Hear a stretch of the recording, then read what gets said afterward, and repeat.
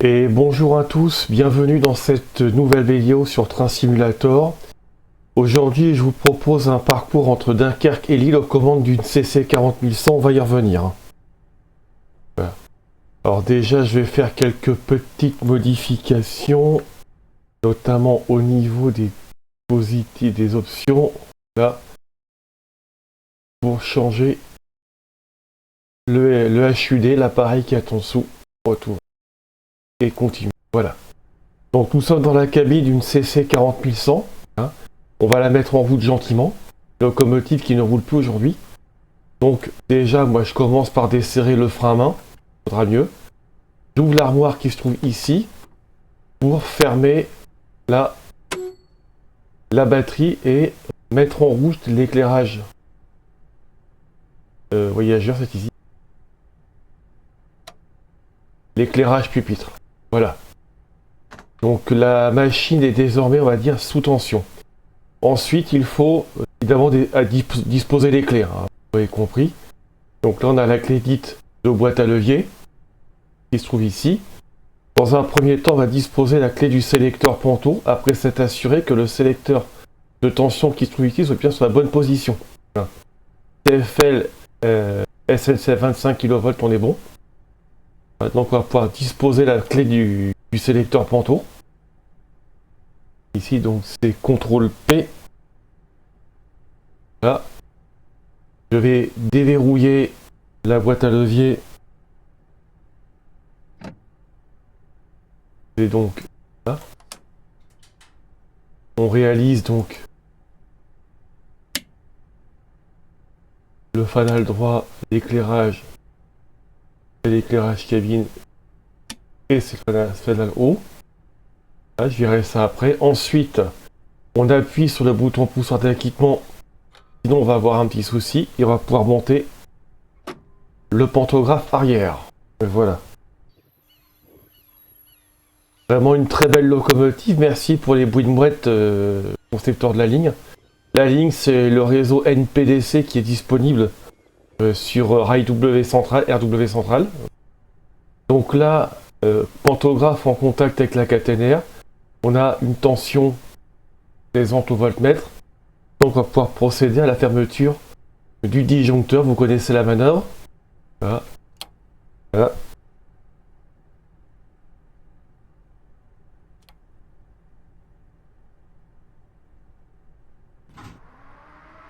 Voilà. On a entendu très clairement le claquement du disjoncteur. Compresseur sur auto. Voilà. Je vais mettre évidemment le chauffage train. Là c'est vitre chauffante. Chauffage train, c'est la touche U. Là. N'oublierez pas de mettre en marche les ventilateurs. J'ai quand même essayé de mettre un petit peu plus d'éclairage. Et pour avoir... Là c'est éclairage cabine.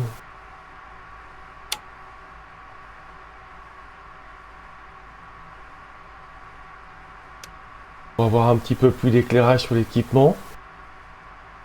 Voilà, donc on va mettre en place ici la clé du commutateur de frein. Donc en faisant CTRL R et en mettant le frein sur service. Voilà. C'est pas très différent des autres matériels SNCF, c'est juste un petit peu plus délicat à manier, c'est tout. La CC 40100 est une locomotive relativement simple, un petit peu. Voilà. Donc je vais faire une montée en pression du frein à 4 bars pour allumer le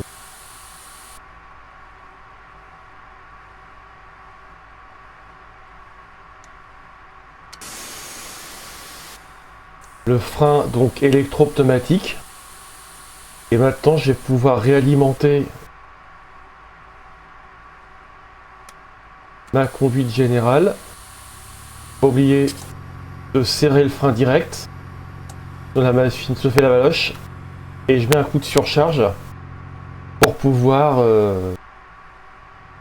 avoir une surpression d'air au niveau de la conduite générale de frein pour stabiliser entre, bien évidemment,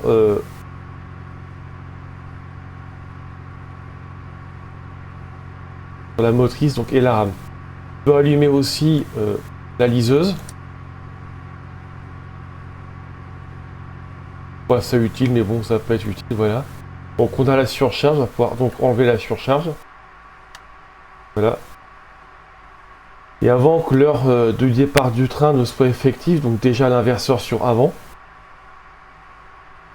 Donc voilà. On va faire une petite vue à l'extérieur.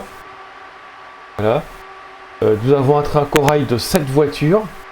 Et je porte votre attention sur le signal qui se situe en sortie de gare. Donc le signal est aux voies libres, comme on dit, donc un feu vert. Et il présente un seul feu blanc à l'indicateur de direction ici au-dessus du ciel qui est à voie libre. Qui nous confirme que sur la prochaine aiguille prise en pointe, on sera donc bien dirigé sur la première direction géographique à partir de la gauche, qui est celle ici d'Azbrook. Il y avait 2 feux présentés à cet indicateur de direction, on serait dirigé sur Calais. Voilà. La CC 40100, j'en parlerai en ligne, et sur des locomotives qui ont été mises en service entre 1964 et 1967. Celle-ci, la 108, dispose d'une puissance de 4600 kW sous 25 000 volts, soit un peu plus de 6000 chevaux. Comme vous le voyez, la machine dispose de 4 pantographes. À l'origine, cette locomotive était destinée à circuler dans 4 pays différents, en France, au Luxembourg, en Belgique, aux Pays-Bas, en Allemagne, en Suisse et en Italie. Ce qui explique qu'il y ait eu 4 pantographes, puisqu'à l'époque on avait 3 pantographes équipés d'archets unipalettes et un seul équipé d'archets palettes comme ici. En outre des archets unipalettes de 1450 mm comme ici, on avait aussi 2 archets unipalettes, l'un de 1320 mm pour circuler en Suisse et l'autre de 1950 mm pour circuler en Allemagne et en Autriche. Même largeur que le panto bipalette de 1950 mm utilisé sous courant continu pour rouler sous 1500 volts en France et ainsi qu'en Belgique, aux Pays-Bas. Pour rouler en Italie, on devait utiliser ce type de pantographe, même si c'est en courant continu. Voilà. Donc je vais revenir en cabine de conduite, on va mettre les ventilateurs en marche, ça va s'entendre. Et je vais annuler la veille automatique. Là.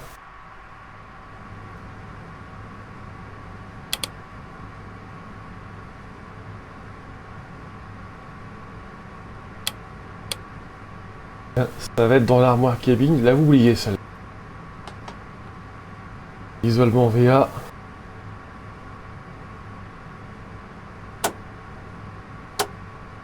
Ici.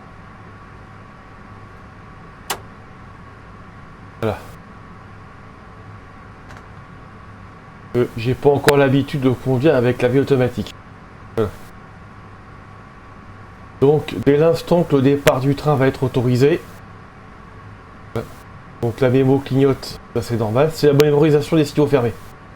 Ça, ceux qui savent pas.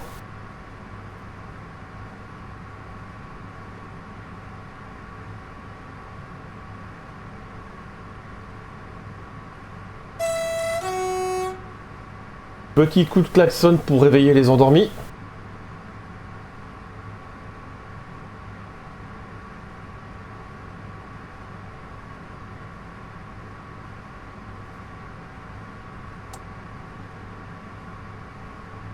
Voilà.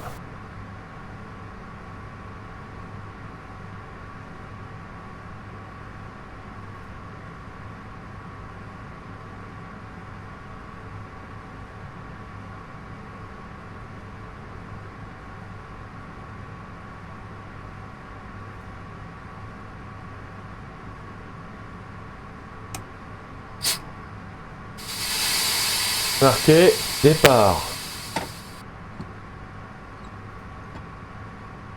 Et donc on va pouvoir commencer gentiment donc à tractionner.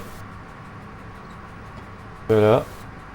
Alors vous l'avez deviné, hein, la CC 40100 est une locomotive comme on dit à chambre de tension. Autrement dit, pour monter en vitesse, il faut passer des crans de traction. comme je l'ai dit sur la vidéo que j'ai faite sur une CC 6500 entre Perpignan et Cerbère, où c'était l'inverse. Le problème, c'est que cette locomotive est contemporaine des locomotives des années 60.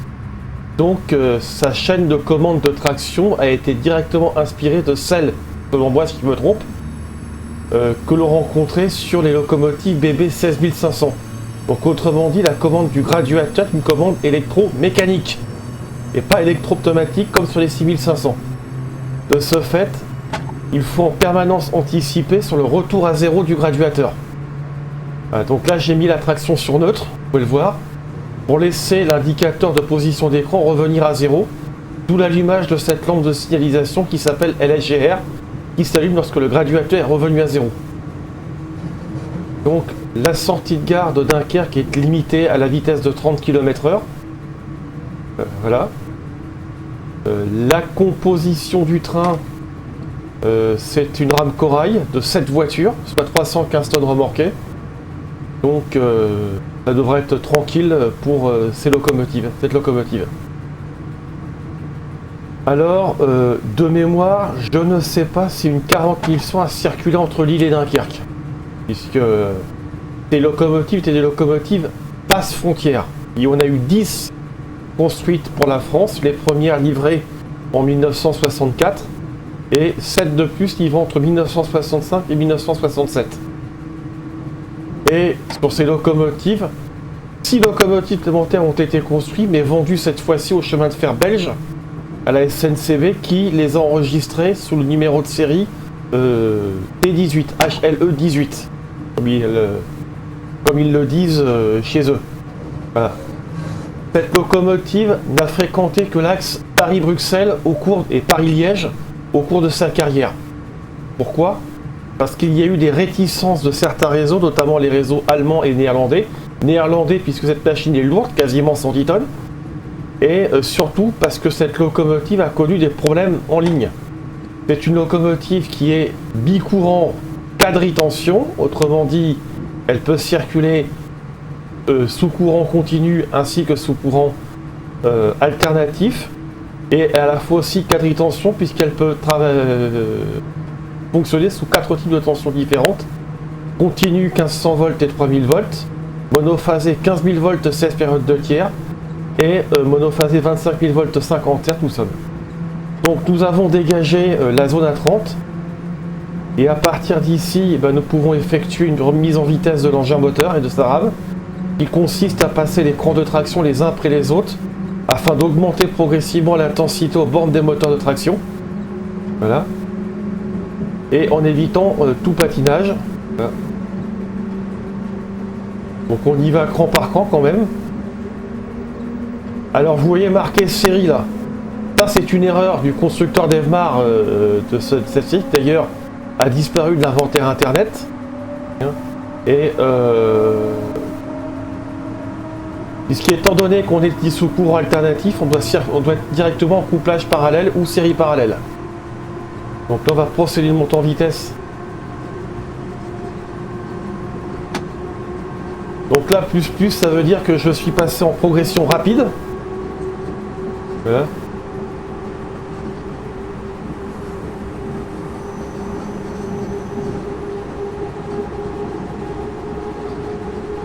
Et je vais pouvoir donc déverrouiller pour passer en couplage parallèle. Voilà. Voilà. Et on continue la progression, je préfère y aller cran par cran. Et on suit la position de cette aiguille, c'est la position d'écran, position d'écran de traction, je vais y arriver à le dire. Et là j'ai carrément passé en progression rapide. Voilà.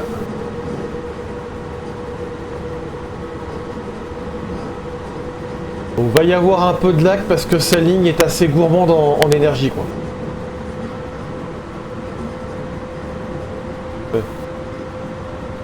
Étant donné qu'on est en fin de couplage, on peut désormais commencer à chanter, comme on dit. Avec un petit cran de certage. Alors vous entendez le ding. en cabine, c'est tout simplement le signal qui a été répété ouvert tout avant.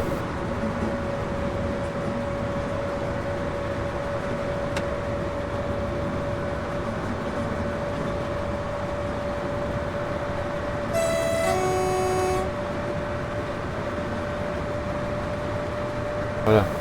Donc, conséquence de ce...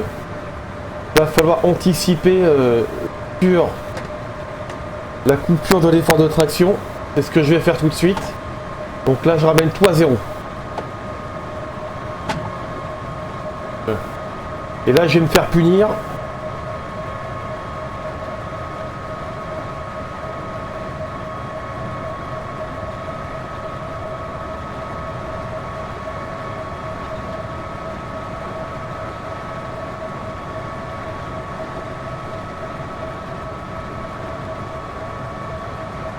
Voilà, sanction immédiate.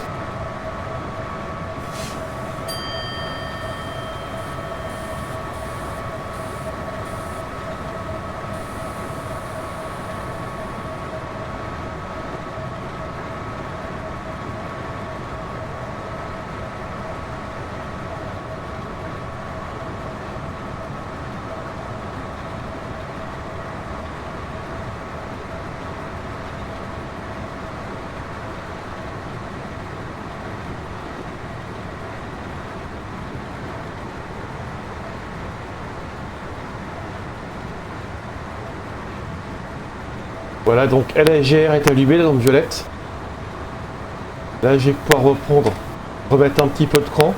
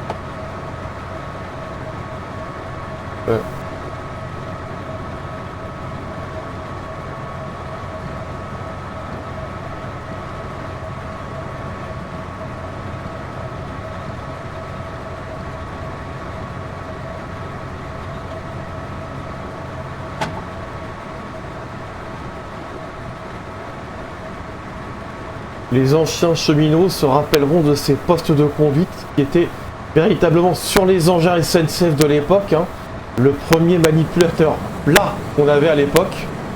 Voilà. Donc on va arriver à Berck.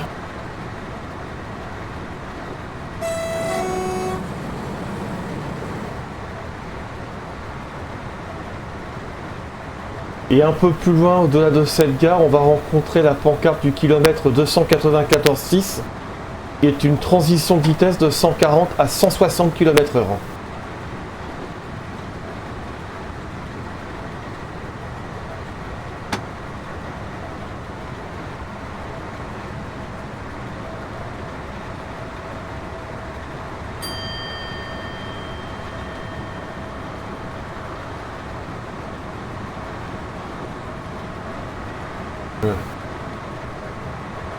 Alors la ligne, c'est la ligne du Nord-Pas-de-Calais en version 1 qui est disponible sur le site de RW Central. C'est une ligne qui est totalement gratuite. Alors bien évidemment, il faut, comme on dit, quelques prérequis pour faire fonctionner cette ligne. Voilà. Nous sommes ici dans le département du Nord. Du Nord, ouais. Nous fonçons vers donc Hasbrook. Et il faut savoir que cette ligne, vous m'excuserez au passage des poteaux qui jouent les filles de l'air, parce qu'il y a eu plusieurs mises à jour au niveau du jeu et certains encollements ne se font plus. Voilà. Donc moi je connais cette ligne depuis qu'elle est disponible. Voici la pancarte du kilomètre 294,6.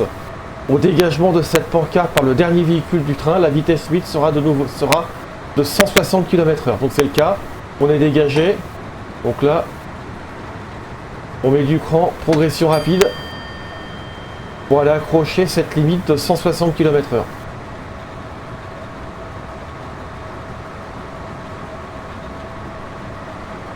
Et on va même se préparer directement à passer en couplage supérieur.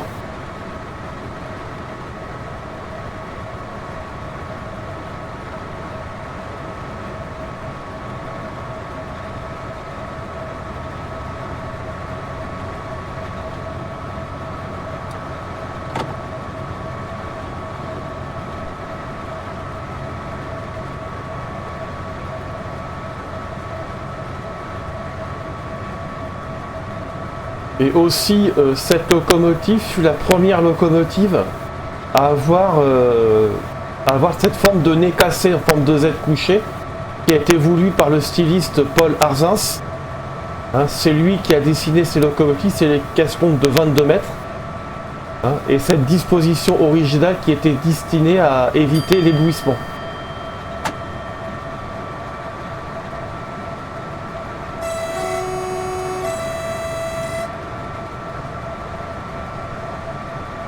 Et là on va aller au chantage.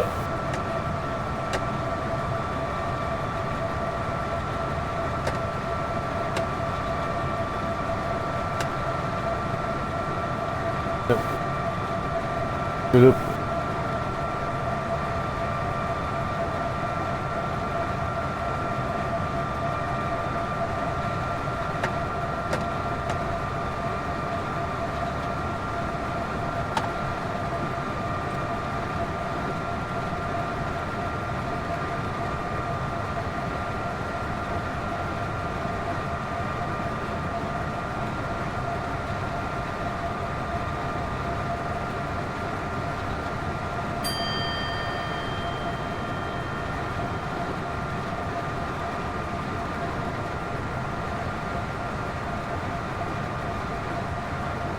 Alors pour le mécanicien, son rôle c'est de faire une montée en vitesse la plus progressive possible.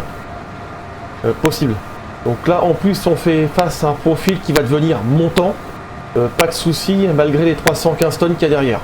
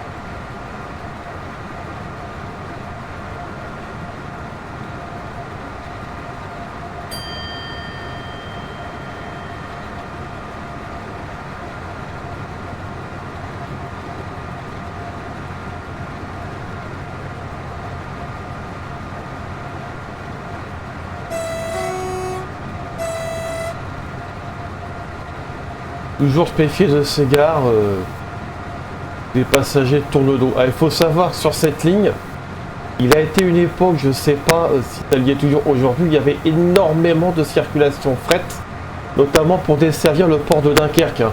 Terminal minéralier, terminal pétrolier, soit un gros trafic, et trafic vraiment colossal, quoi. Notamment au niveau du calcaire. Calcaire et de, je n'arrive à le dire, de la chaux. Là, si on parle de train, on parle pas de train de quelques centaines de tonnes, on parle de train de plusieurs milliers de tonnes, pas de 3000, 3200 tonnes peut-être, certains.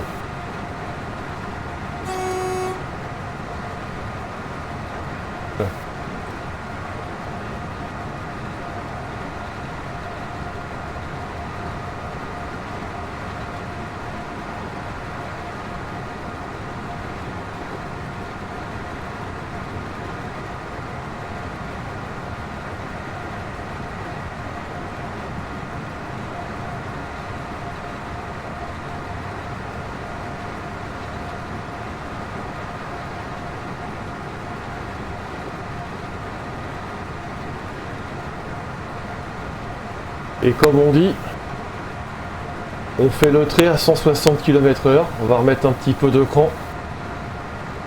Que j'ai une marge qui est assez serrée quand même. Heure d'arrivée prévue à Hasbrook 12h27. On est juste. Hein.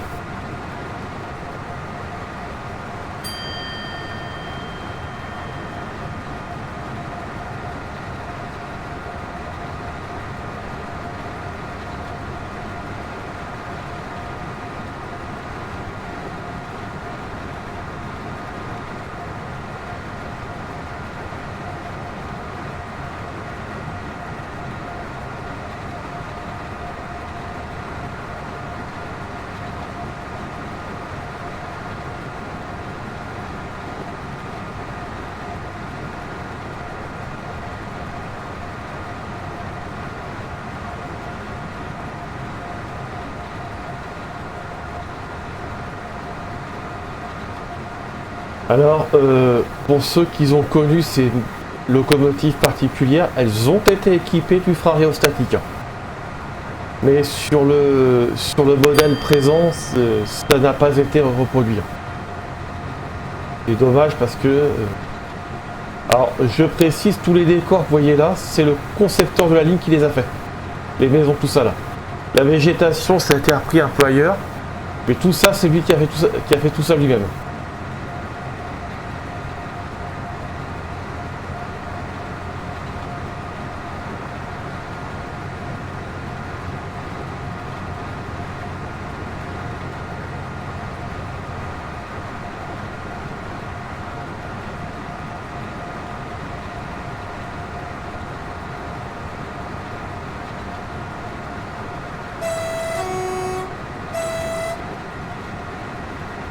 Et pour couronner le tout, cette ligne a un gros trafic voyageurs.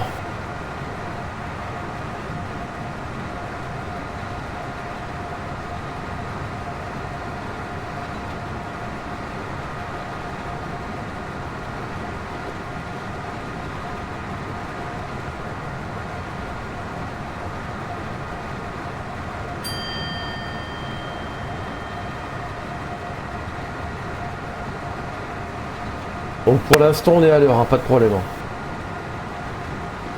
Avec le ralentissement qu'il va y avoir à l'entrée d'Azbrook, il va falloir faire le trait jusqu'à la limite, hein, comme on dit. Ouais, donc nous allons approcher d'ici quelques kilomètres maintenant de la bifurcation de Cassel, où se situe le raccordement sur la LGV Nord, sur la branche venant de Calais de la LGV Nord. Voilà.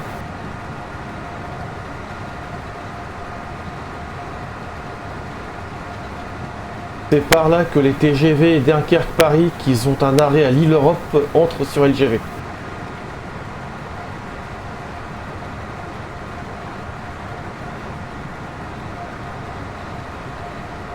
Alors c'est pas ce signal-là, ça doit être le suivant.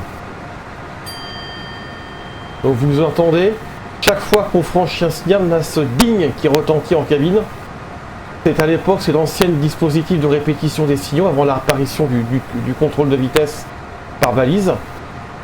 Le ding pour un signal qui est dit ouvert, hein, et un klaxon qui retentit en cas de signaux fermés, comme ça va être le cas tout à l'heure à l'entrée d'Azbrook.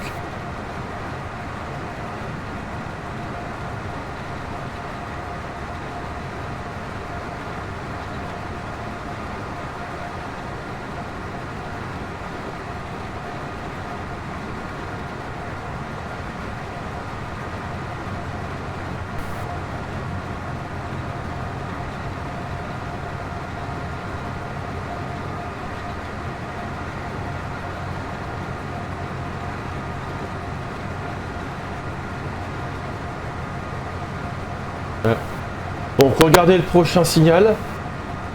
Il présente ce qu'on appelle un TIDD, tableau indicateur de direction à distance, qui donne la branche de droite allumée. Il nous confirme qu'à la bifurcation de Cassel, on sera donc bien dirigé sur la ligne classique vers Hazebrouck, donc itinéraire classique Dunkerque-Paris. Si la branche de droite est allumée, on entrerait sur l'île nouvelle à grande vitesse, exactement au raccordement de Cassel.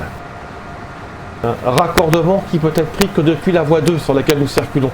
Ce qui signifie que les TGV qui font Paris-Dunkerque en passant par Lille doivent d'abord passer à contre-voie de validation avant de sortir côté voie 2. Vu que c'est un raccordement qui est assez peu utilisé, donc voilà, ça ne pose pas trop de problèmes.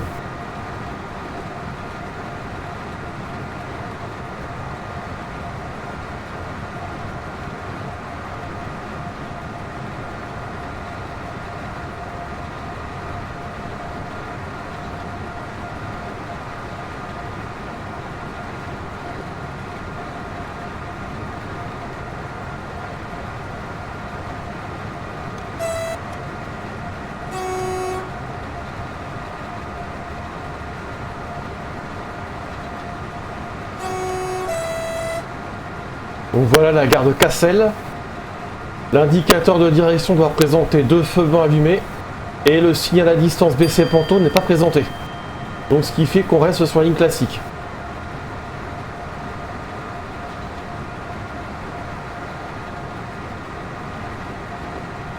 C'est l'information qui permet d'indiquer au conducteur de confirmer sa direction, que la direction est bonne. Simplement. Donc, voici l'aiguille de communication entre la voie 1 et la voie 2. Enfin, voie 1, voie 2, comme on dit.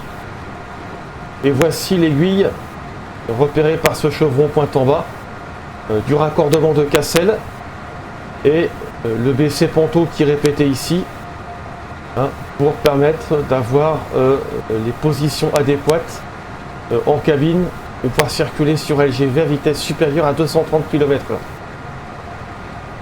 Et voici la branche calée de la LGV N3. Hein. À droite c'est Calais, à gauche c'est Lille. Donc on est en approche d'Hazebrouck, on est à 7 km, 8 km d'Hazebrouck, pardon.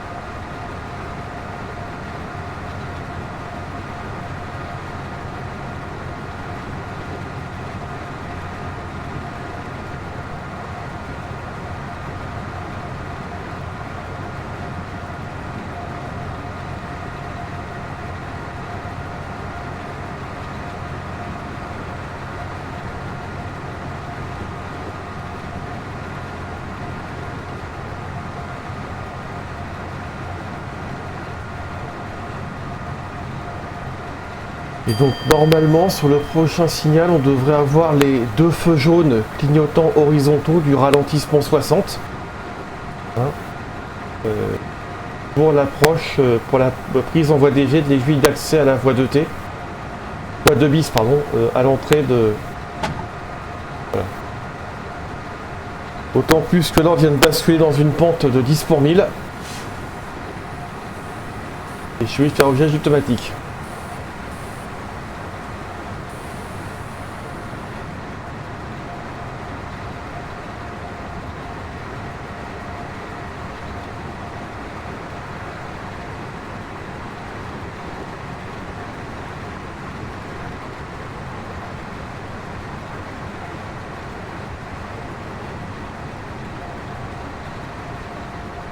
Donc effort de traction interrompu, voilà. Deux feux jaunes clignotants horizontaux présentés sur le prochain panneau, c'est le ralentissement 60. Sectionnement annoncé. Et ouverture disjoncteur.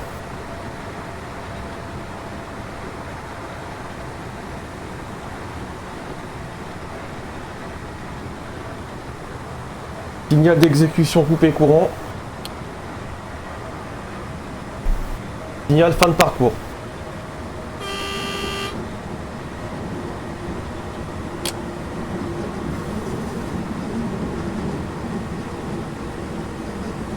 TIV à distance 90 de forme losange.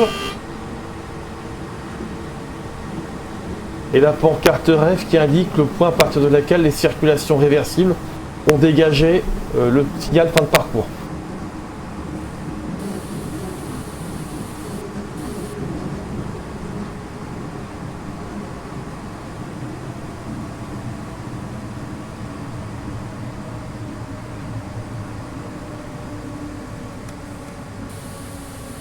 Il fait un desserrage complet par appui sur le bouton poussoir grand débit.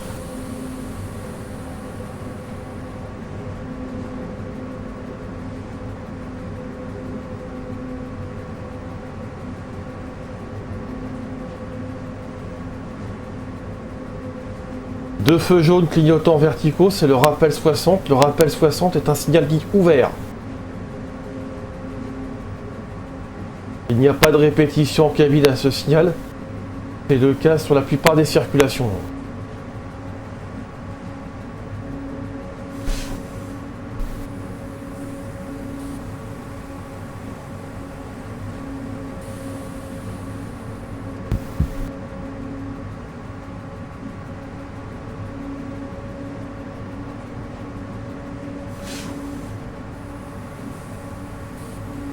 Il est clair que depuis la rencontre du rappel de ralentissement et surtout du TIV d'exécution de la limitation de temporaire de vitesse pour travaux, que j'ai rencontré un peu plus haut, il est clair qu'on est limité à 60 km/h désormais.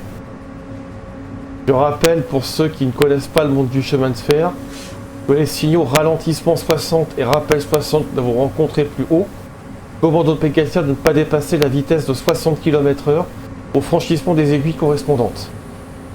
Nous avons rencontré la pancarte Z du 90 et voici le TIV d'exécution sur fond noir, tableau indicateur de vitesse, pardon, pour ceux qui ne connaissent pas, concernant la limitation temporaire de vitesse pour chantier. Chevron pointe en bas repérant la position de l'aiguille correspondante, qui nous dirige sur la voie 2 bis. Un tableau indicateur de vitesse 60 avec pancarte Z qui repère l'origine de la zone à parcourir cette vitesse.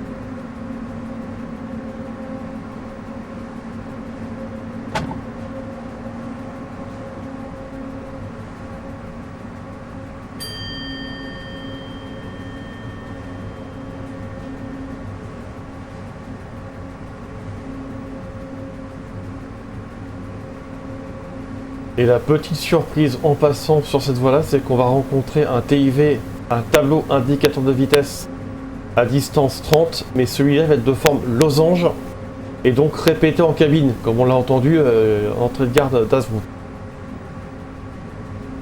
Voilà. Ça, c'est le tableau blanc qui repère l'extrémité de la zone limitée pour nous de la zone de limitation temporaire de vitesse pour chantier. Voilà.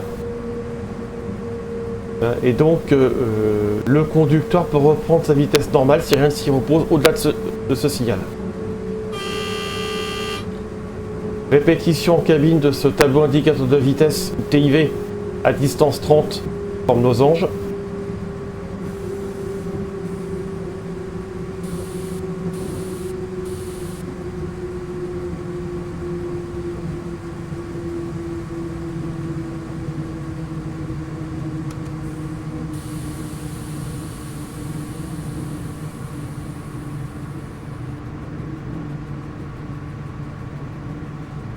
Voici la pancarte Z qui repère le début de la zone à 30 km/h. Donc répétition signal ouvert en cabine. Alors peut-être implantant en raison d'un espacement très court entre les siens, en tout cas nous sommes à l'heure. On va rentrer sur voie 8. Selon moi, il paraîtrait plutôt que l'exécution du 30 serait en sortie de gare.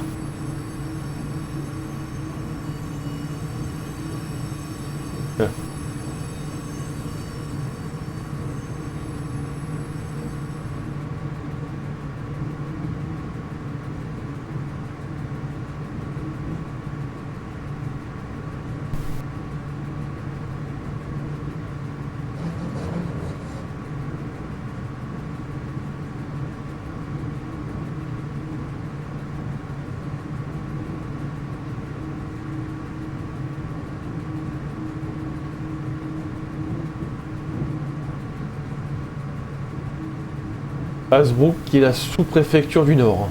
Voilà. La préfecture. Pas la sous. Ouais, je sais plus.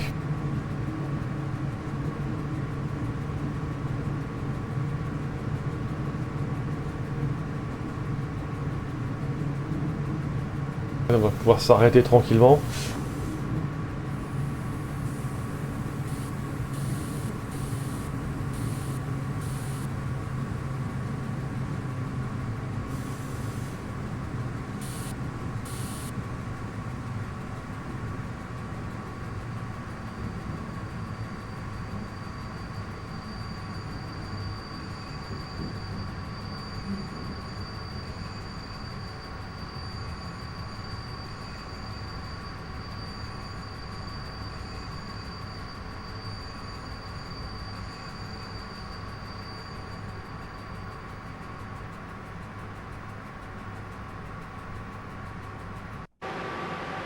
Voilà, gare d'Innsbruck.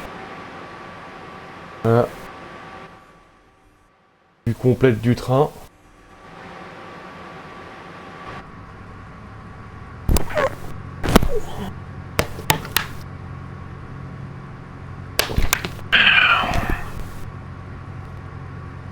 Donc, une fois le train immobilisé,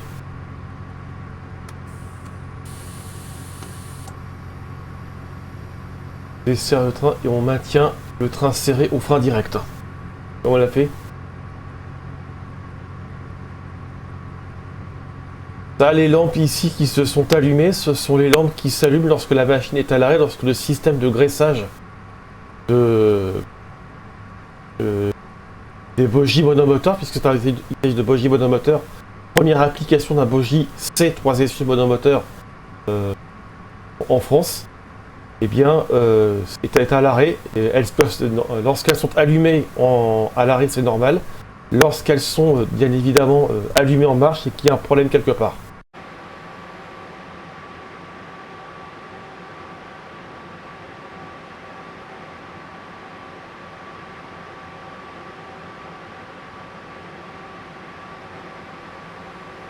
Et au passage, ça fait un très beau train. On va voir vanter. Alors en sortie de gare, sur le signal en sortie de gare, nous avons un feu blanc allumé indicateur de direction. Il nous indique la même chose qu'à la sortie de Dunkerque tout à l'heure, c'est-à-dire que l'on va être dirigé en sortie de gare sur la prochaine aiguille prise en pointe, c'est important, sur sur la première direction géographique à partir de la gauche, qui est celle de Lille. Nous allons terme de cette vidéo quoi. S'il y avait eu deux feux pardon, on serait dirigé sur Arras et donc sur l'axe Dunkerque-Paris.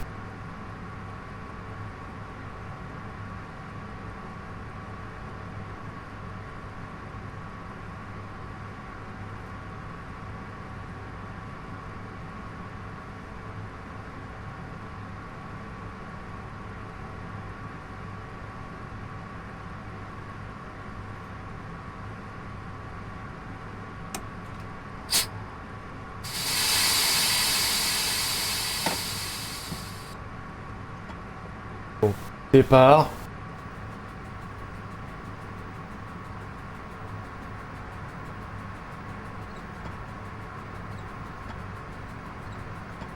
Alors ce qui peut arriver parfois pour un mécanicien, c'est ce qu'on appelle la rupture de séquence.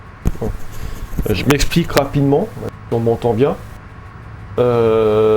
Mécanicien a enregistré certaines informations lorsqu'il est rentré en gare, il peut être perturbé par un élément extérieur, comme un passager qui vient poser une question, donc c'est peut-être très légal, ou encore un collègue qui vient de renseigner, ou même l'agent mouvement. Donc bien évidemment la sortie est à 30.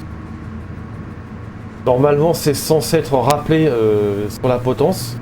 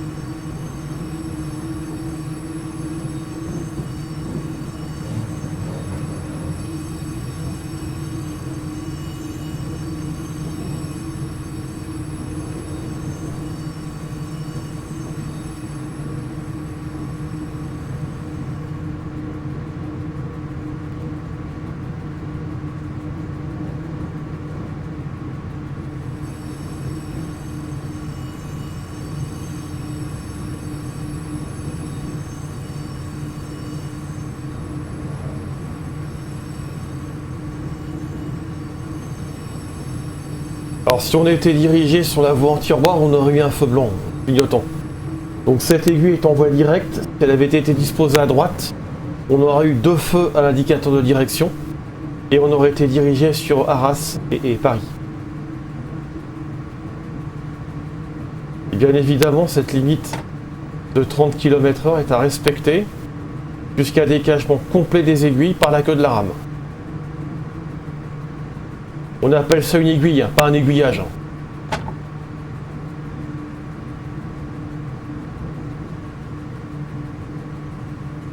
Donc, au dégagement des aiguilles par la queue du train, la vitesse limite est désormais de 110 km/h. Pour les trains à 10 compos V160, c'est notre cas. V pour voyageurs, 1660 pour les speeds du train, bien sûr, 160 km/h.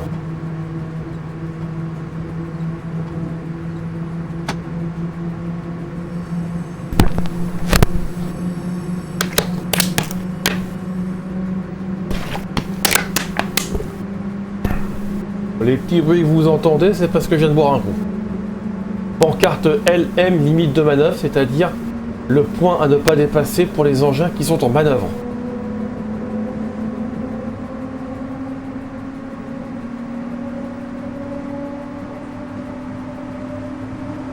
Et là, pour reprendre une expression qui provient du film de Michel Audiard, Les Tontons Flingueurs, pour la mise en vitesse, c'est du brutal.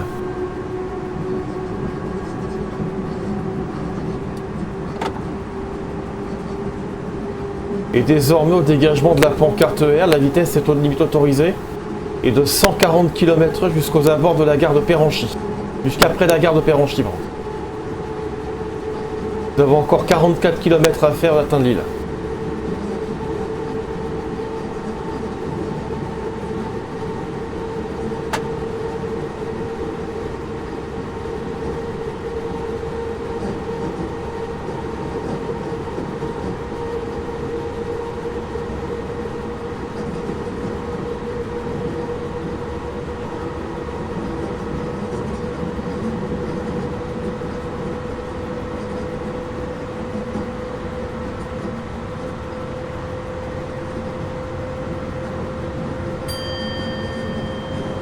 Ding.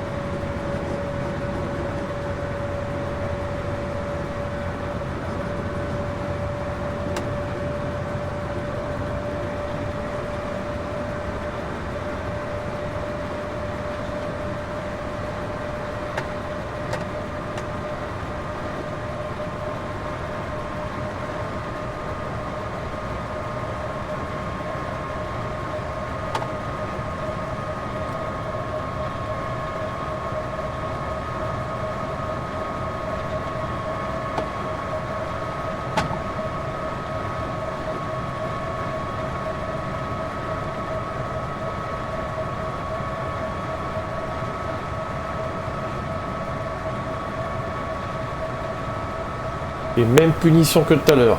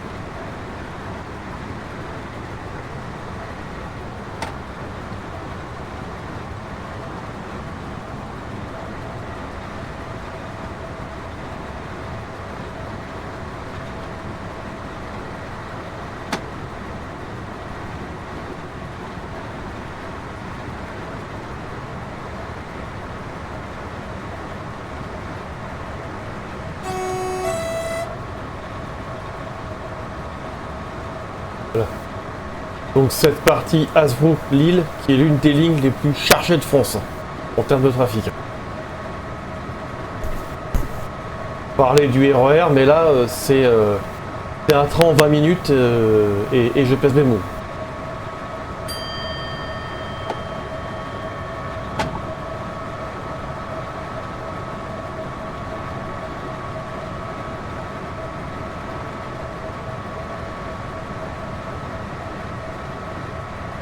Ouais, je sais, je vais me faire assassiner au débrief tout à l'heure.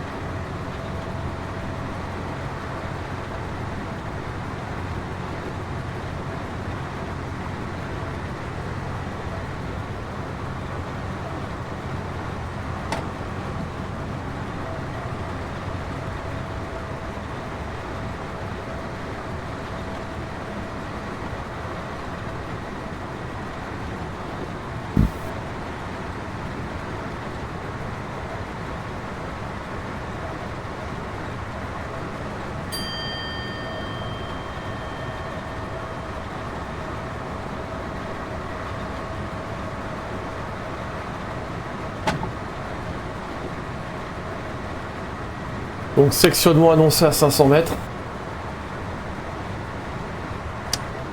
Ouverture disjoncteur.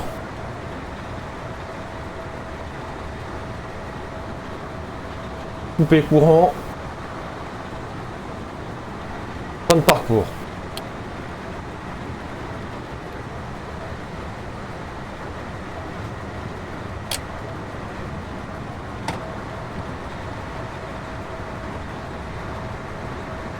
Alors, m'avez pas vu aller sur le boîtier à droite. Et tout simplement, j'ai utilisé les touches du jeu. Pour ceux qui ont eu la chance d'acheter, parce que c'est un ajout payant, ce modèle. Hein, pour l'ouverture du disjoncteur, c'est la touche Z. Pour le refaire, pour le réarmer, c'est touche Z. Et pour refermer le disjoncteur, l'interrupteur rappel BPDJ, c'est la touche E, la touche d'à côté.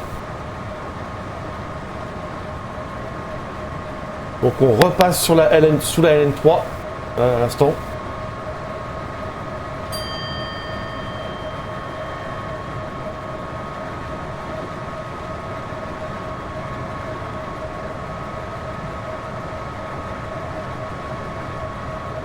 Alors, petit aparté quand même à propos de notre destination, donc la gare de Lille-Flandre. Une gare qui est en cul-de-sac. Hein, historiquement, je sais plus pourquoi ça a été prévu que c'était comme ça. Et sur le jeu, on va rentrer sur voie 6. Pour ceux qui disposent de la collection de DVD ou de vidéos aux commandes 2. Hein, aux commandes 2, c'est la première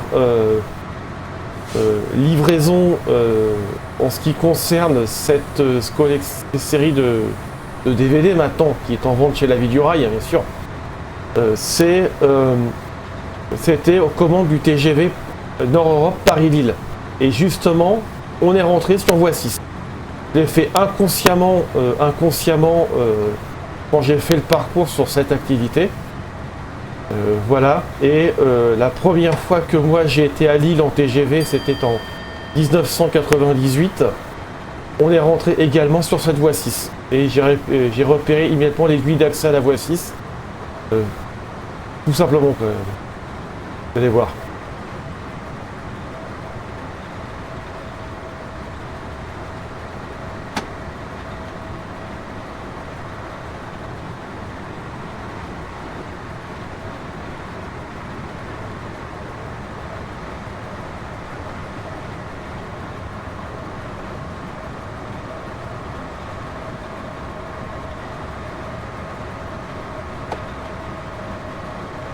Donc là, on va arriver à Bailleul.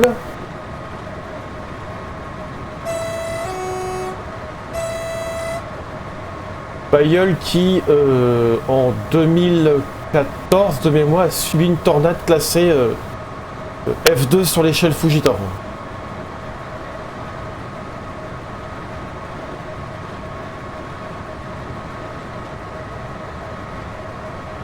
Petit aparté extra ferroviaire, quoi.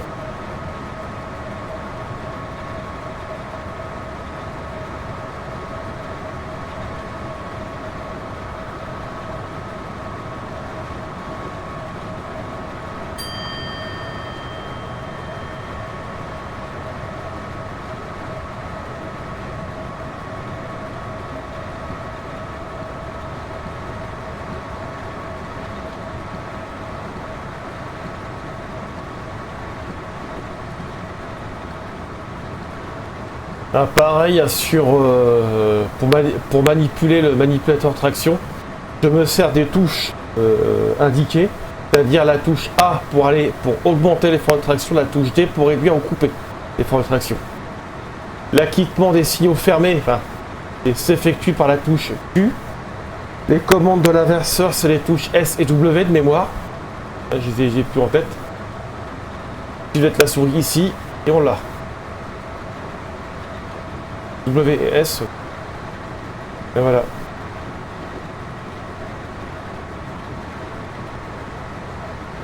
Et on fait le trait à 140 km/h.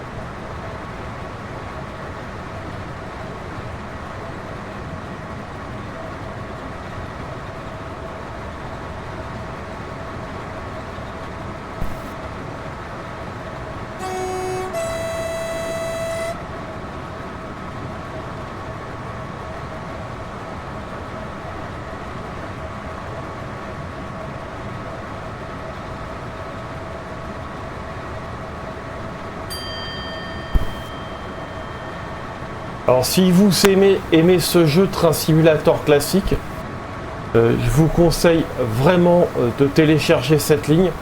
Elle est absolument magnifique et bien réalisée. Il y a eu quelques déboires avec les modifications des codes de DTG. Mais sinon la ligne elle est parfaite. À noter que si sur cette ligne vous circulez sur LGV, c'est possible, vous n'avez pas la signalisation en cabine. Voilà, c'est juste un petit aparté. Il y a une ligne qui est actuellement en cours de développement qui devrait sortir avant la fin de l'année. Je ne peux pas m'avancer, j'ai plus d'informations, aucune information là-dessus.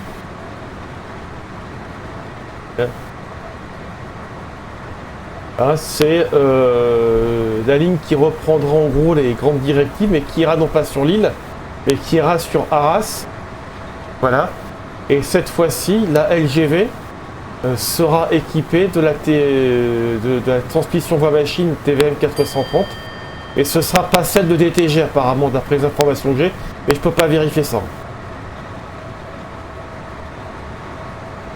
pour les connaisseurs.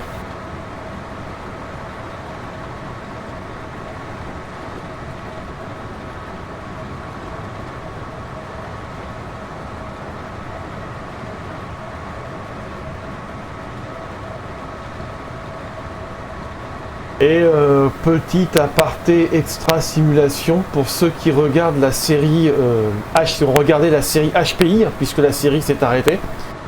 L'héroïne de la série, Morgane Alvaro, s'est rendue donc depuis Lille jusqu'à de mémoire Boulogne-sur-Mer. Alors le trajet, est-ce qu'il est possible? J'en sais trop rien. Mais pour ceux qui ont vu la série, ils étaient à bord d'un autorail diesel. Et ils étaient circulés sur une ligne à voie unique, et cette ligne c'est le chemin de fer touristique de la vallée de l'Aa, qui se situe au départ de Saint-Omer, à côté du célèbre ascenseur à bateau des Fontinettes. Voilà, juste petit aparté comme ça. Je viens de passer la gare de Nieppe, donc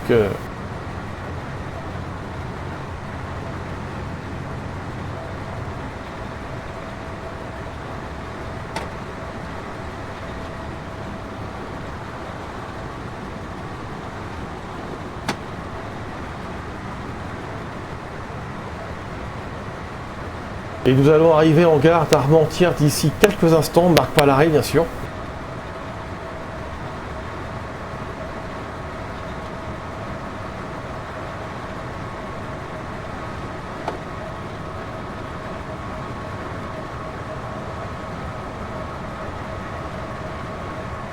Donc le signal ici est aux voies libres. Donc si le ralentissement 60 avait été présenté sur ce signal, on aurait pu circuler via la voie M, la voie médiane, on aurait pu avoir le même signal mais fixe, qui est un ralentissement pente pour être dirigé sur les voies de service.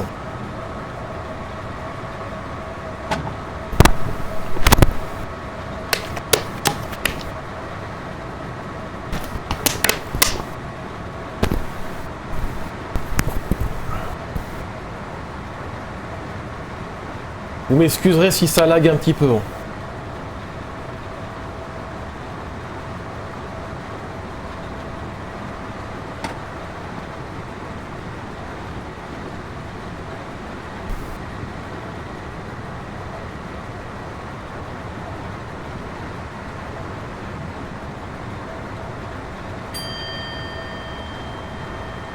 Voilà. Si cette aiguille avait été à droite, on aurait eu le rappel 30 avec en plus la plaque G, donc pour rentrer sur voie de service. J'essaierai de faire une vidéo avec un train de fret. Et si cette aiguille était à droite, on aurait eu le rappel 60, on serait dirigé sur la voie M. Donc là, kilomètre 20, gare d'Armentières.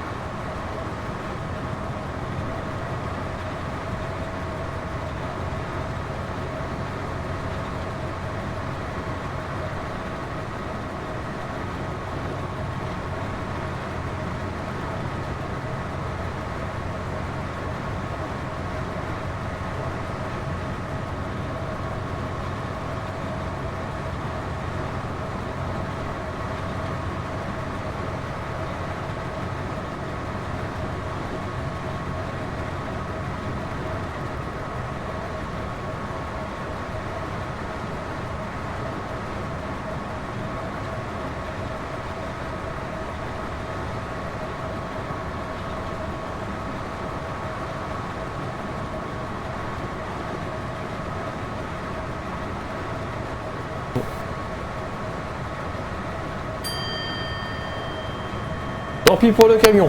Hein. Comme dirait le soldat Pithiviers, ah c'est con. Les amateurs du film La 7e compagnie verront la référence.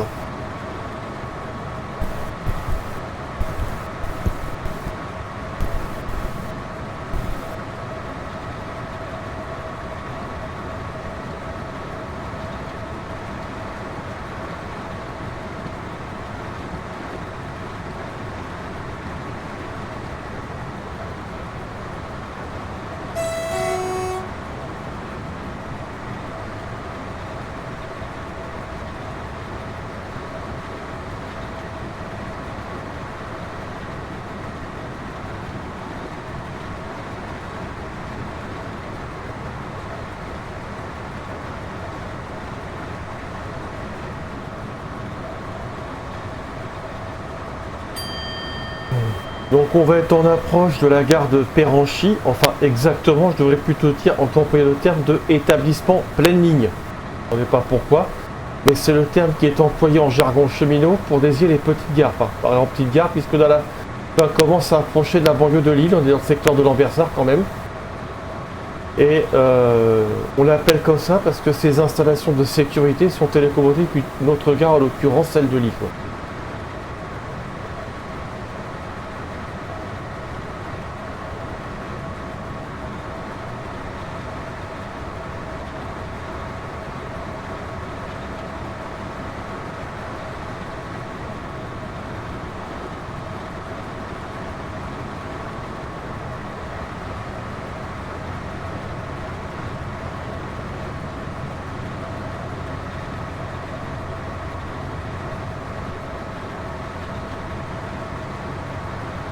Voilà, pancarte Péranchy à 1000 mètres.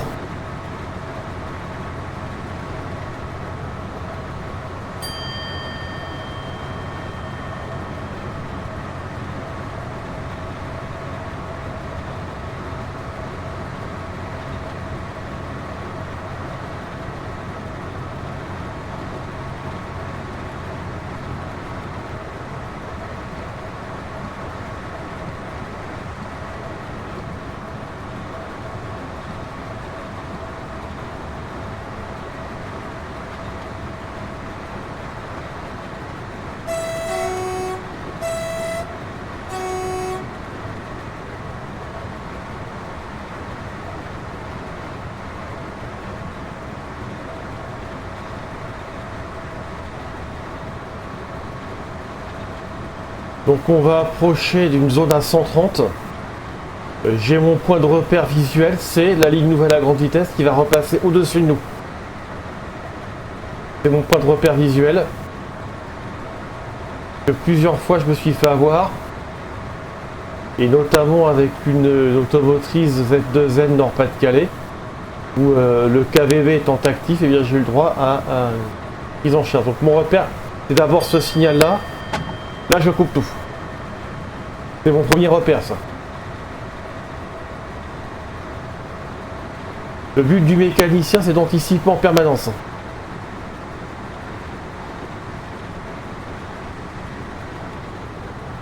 Et donc en prévision de la zone à 130, première dépression au milieu du frein automatique. Et je desserre aussitôt en utilisant le grand débit, la touche M pour la locomotive.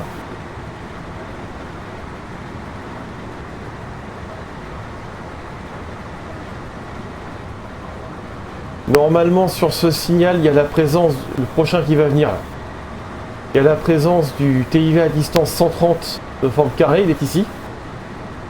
TIV pour tableau indicateur de vitesse, on va reprendre un petit peu de vitesse.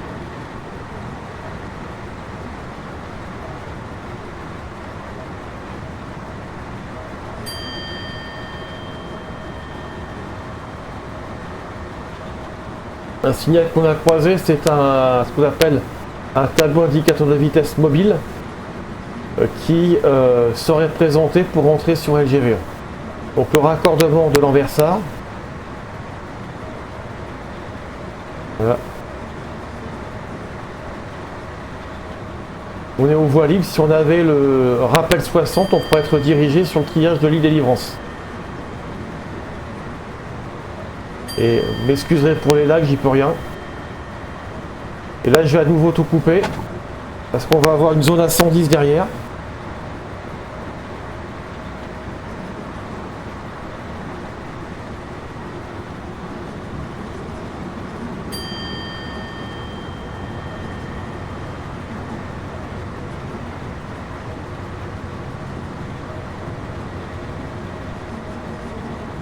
Et anticipons. On est quasiment à l'heure. Voilà le TIV à distance 110 dont je parlais.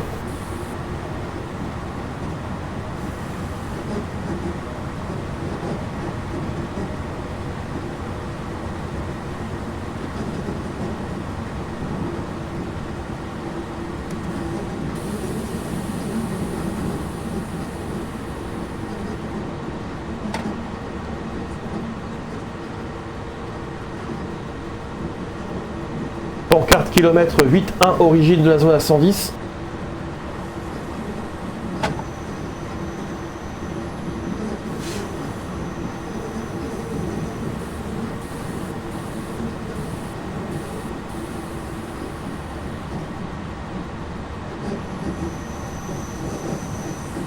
Kilomètre 7-9 gare de Saint-André, car il manque le quai. Ça fait longtemps que j'avais pas eu un bug pareil.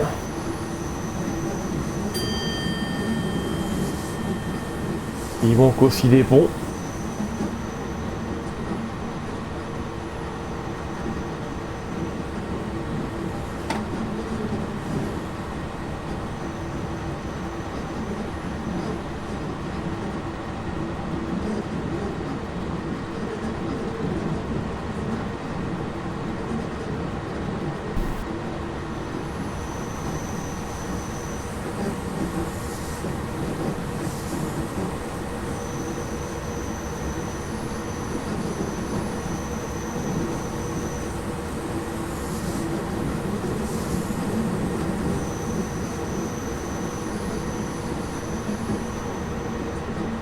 Donc nous arrivons à la bifurcation de la Madeleine, avec à gauche la voie qui vient de Comines, une petite gare-ville qui se situe à la frontière avec la Belgique.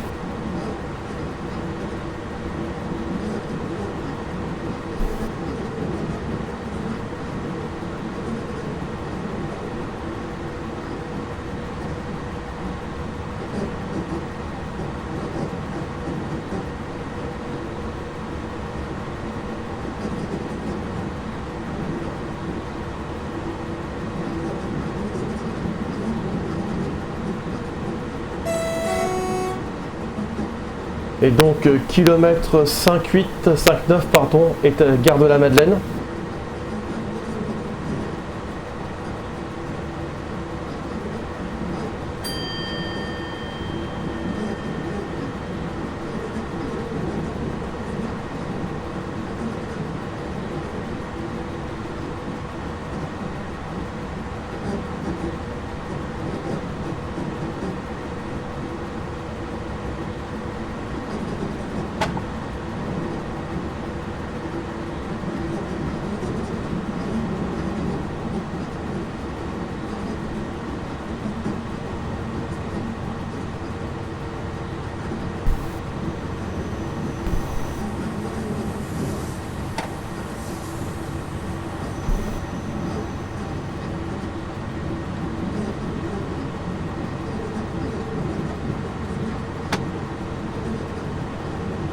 Je vais face à une petite rampinette de 10 pour 1000.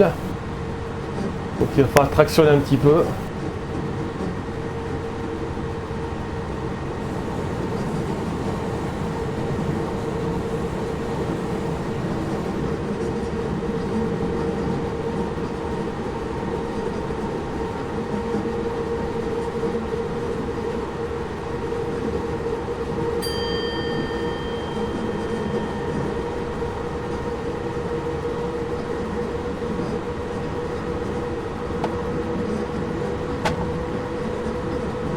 Direction Lille là, direction ailleurs de l'autre côté.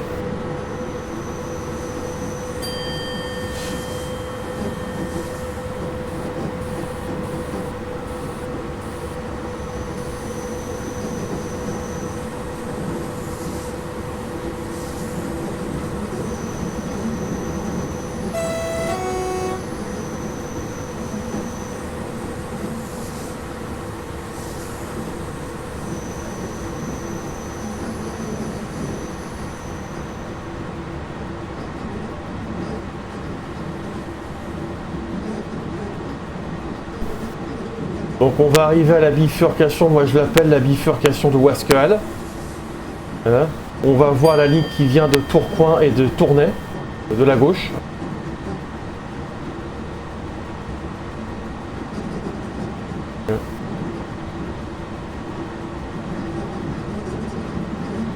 Et de l'autre côté, je sais pas où ça va, certainement vers Donsinguin, je pense. Voilà. Et je vais mettre mon premier coup de frein en prévision de ce TIV à distance 60 de forme losange et donc répété en cabine.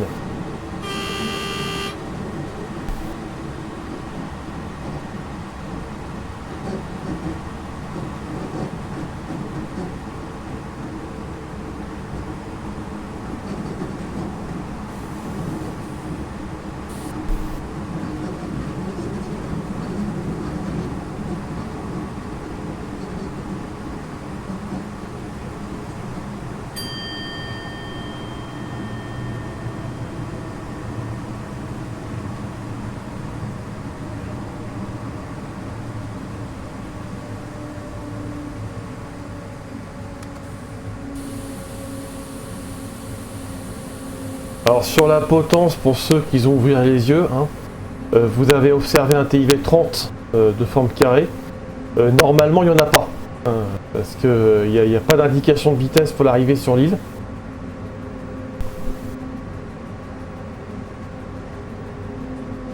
Hein. Voici le Z qui repère le début de la zone à 60 km/h.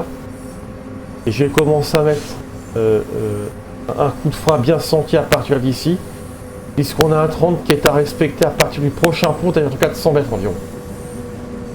Et en plus, ça descend.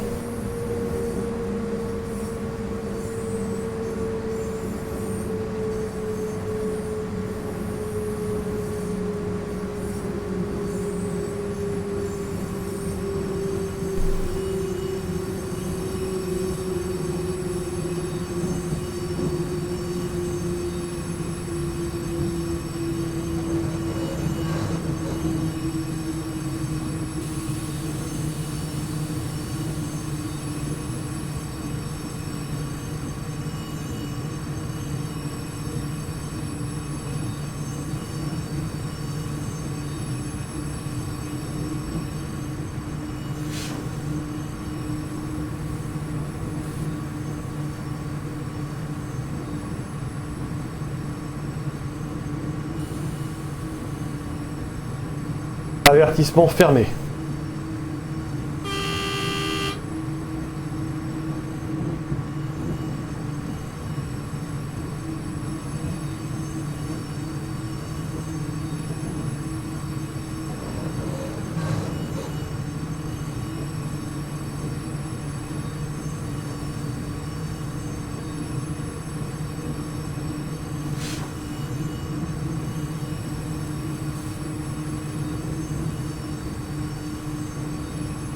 Voilà.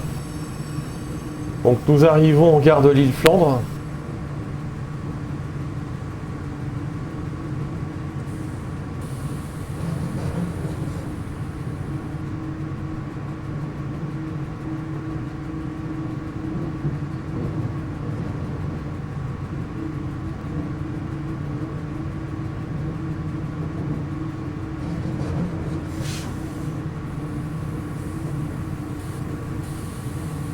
Là. Donc cet aiguille indisposant voit des vies à droite. Le TGV sur la vidéo de la Vidura, il arrive de la voie sur laquelle nous allons couper. Et il prend cette traversée jonction double à gauche pour rentrer sur voie 6.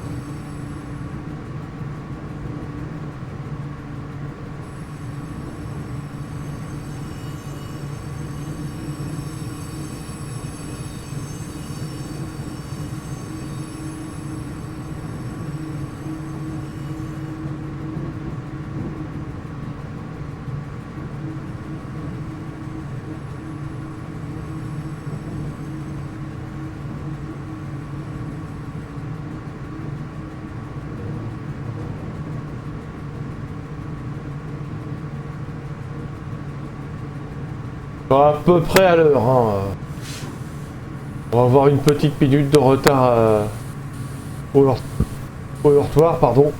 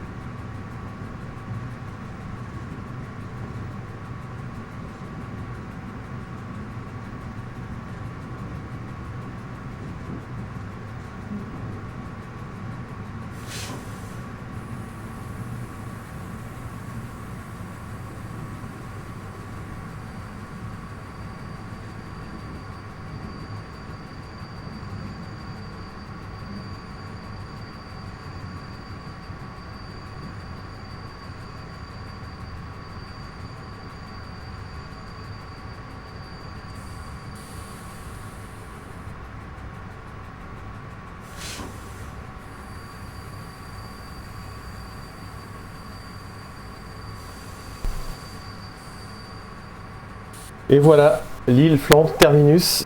Cette vidéo est désormais terminée. J'espère qu'elle vous aura plu. Voilà. C'est donc tout pour cette vidéo, j'espère qu'elle vous aura plu. Je vous donne rendez-vous prochainement pour une nouvelle vidéo. D'ici là, excellente journée, week-end à tous. Et portez-vous bien, à très vite. Salut!